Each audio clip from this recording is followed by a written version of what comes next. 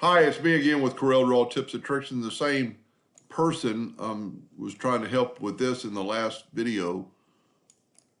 Said I helped him do this 3 or 4 years ago, and it's just one light. Evidently, it's been engraved really light on the center and dark on the inside or the outside, so I told him, please test it just with one of the letters. This is really simple. This is a curve. So you have to go to object and break the curve apart to get individual letters. And then we're going to go to effects and contour, and we're going to contour to the outside just 0.02. And the person I'm doing it for, you can change that to your discretion. And I'll really have to look to see if on those inner parts, we have to do them too. Because this is just doing the outside, and yes, the E's have that same. And I do not know whether an edge lit is going to do that, but what we can do is grab that part and contour to the inside 0.02 on those two parts. Then you're going to want to set your nudge distance back where it was, and we might as well do the hearts. Well, and I've already closed it, but we'll do the hearts. So we're going to go to the outside on the heart, 0.02. And what's so nice about this, once you've got the 0.02 set, it'll do that all the time. We're actually going to take these hearts and nudge them out of the way too, so we can nudge things back.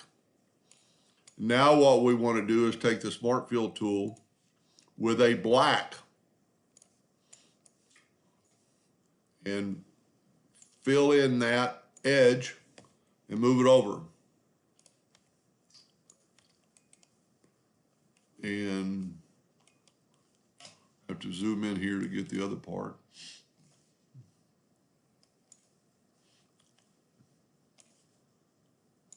Whoop.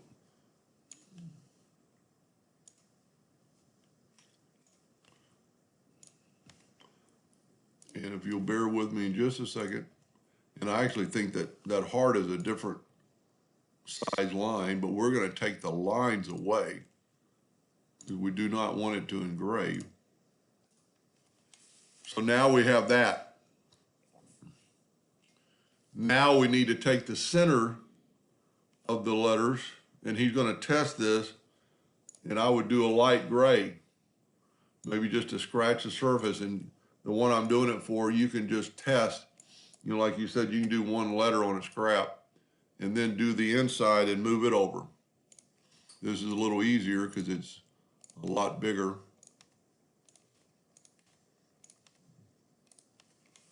And voila, that should work. Because the black should engrave quite a bit more. Personally, if I was doing it, I would actually run this twice. Because it's going to run it all at the same time. And the black is going to engrave deeper, but maybe not deep enough. So what I would do is when you were filling in that gray,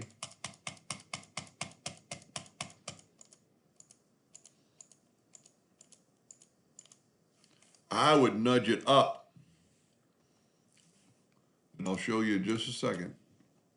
Of course, by doing this, you'd want to have it positioned in the laser where you're going to have it to engrave or cut. But you could definitely do this with a test.